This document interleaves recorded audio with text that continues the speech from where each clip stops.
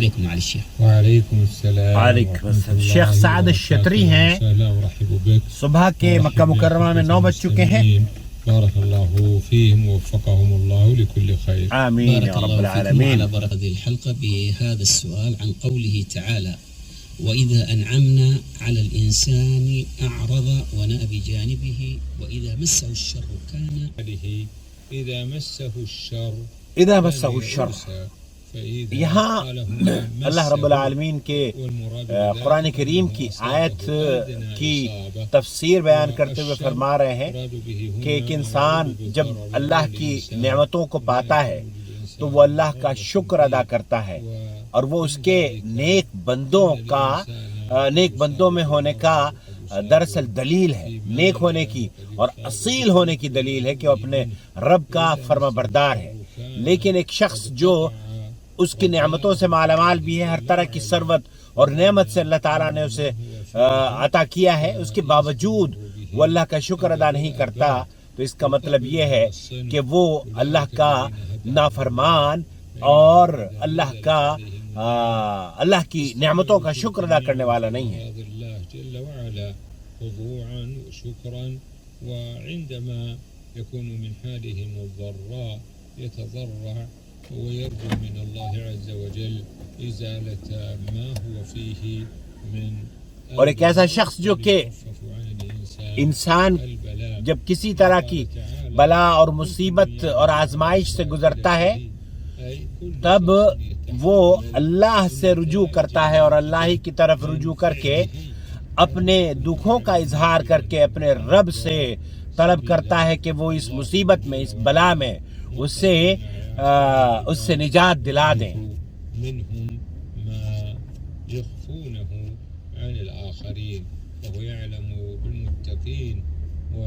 اور اللہ رب العالمین اپنے نیکوکاروں اور متقین اور پرہیزگاروں کو جانتا ہے۔ أنا دائما أتحدث وألعن في حديثي بعض الناس، هل يجوز اللعن على الفاجر؟ الجواب لا يجوز ذلك. لا يجوز ذلك. قد قال النبي میں بہت زیادہ، یمن سے ایک آدمی نے سوال کیا، میں بہت زیادہ لعن طعن کرتا ہوں ہر بات میں۔ قد قال صلى الله عليه وسلم: اللعانون لا يكونون شهداء ولا شفعاء يوم القيامة، مما يدل على أن هذا الفعل فعل ممقوت ولا يجوز للإنسان أن يتلفظ بهذا اللفظ۔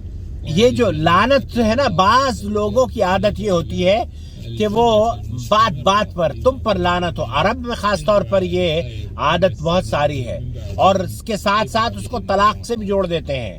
تو شیخ فرما رہے ہیں کہ یہ جائز نہیں ہے، یہ درست نہیں ہے۔ میری ماں حج نہیں کر سکتی، بیمار ہے۔ نعم يجوز لك الحج ولا حرج عليك فيه، وما دام أن لديك إمكانية السداد هذه الديون وهي لم تحل بعد فلا حرج عليك بالحج، خصوصا أن هذا الحج لن يكلفك مالا يعجزك عن سداد الديون۔ عندي والدہ کی طرف سے حج کروانے کی بات کی جا رہی ہے، انہوں نے کہا کہ اگر آپ کے پاس پیسے ہیں تو آپ کروا سکتے ہیں، کوئی حرج نہیں ہے۔ جو بیمار والدہ ہے، أن انقلاب المال من كونه نقودا إلى كونه عروض تجارة أو العكس لا يقطع الحول، لقول النبي صلى الله عليه وسلم: لا زكاة في مال حتى يحول عليه الحول۔ زکوٰۃ کے بارے میں پوچھا جا رہا ہے۔ زکوٰۃ اس مال پر دی جاتی ہے جس پر پورا سال گزر جائے۔ ایک سال رمضان میں آپ کے پاس مال آیا ہے، اگلے رمضان میں آپ اس مال کو زکوٰۃ ادا کریں۔ آپ کے پاس پیسے آئے ہیں جولائی میں، اگلی جولائی میں یا رمضان ٹو رمضان یا جو بھی ایک سال ہے نا، اس ایک سال کو آپ جمع زکوٰۃ ادا کریں۔ وتم عمل عملية ولادة قيصرية لزوجته بالهند لولادتها توأم، ولا يوجد لديه مال لدفعه للمستشفى، هل أقول بإعطائه من الزكاة، وهل هو مستحق في هذه الحالة؟ من كان بهذه المثابة فهو من أهل الزكاة، ويجوز دفع المال من ویکتی کا آپریشن ہوا ہے ہندوستان میں اور اس کے پاس پیسے نہیں ہیں اس آپریشن کو کور کرنے کے لیے، کیا زکوٰۃ اس کو دی جا سکتی ہے؟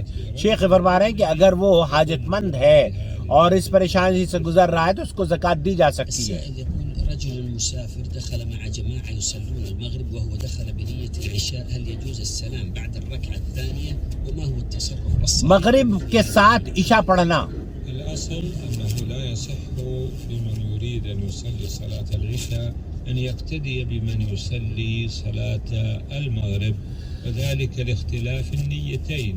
قد قال النبي صلى الله عليه وسلم صلی اللہ علیہ وسلم إنما جعل الإمام ليؤتم به.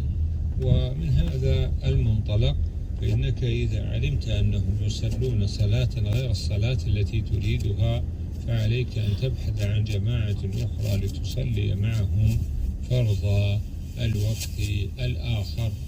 وإذا قدر أنك دخلت معهم ولم تعرف أنهم يصلون صلاة المغرب أردت أن تصلي صلاة العشاء تظن أنهم يصلون صلاة العشاء، فإن الإمام إذا قام للثالثة يلزم أن تقوم للثالثة، فإذا سلم من صلاة المغرب وجب. شیخ سعد اس سلسلے میں کہہ رہے ہیں کہ مغرب اگر کوئی پڑھ رہا ہے تو اس کے پیچھے آپ عشاء نہ پڑھیں کیونکہ آپ کی نماز کی نیت بدل جائے گی.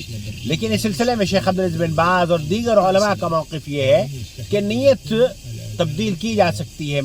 امام اگر عشاء پڑھا رہا ہے آپ اس کے پیچھے یا مغرب پڑھ رہا ہے یا عصر پڑھ رہا ہے تو آپ اس کے پیچھے دوسری نماز پڑھ سکتے ہیں.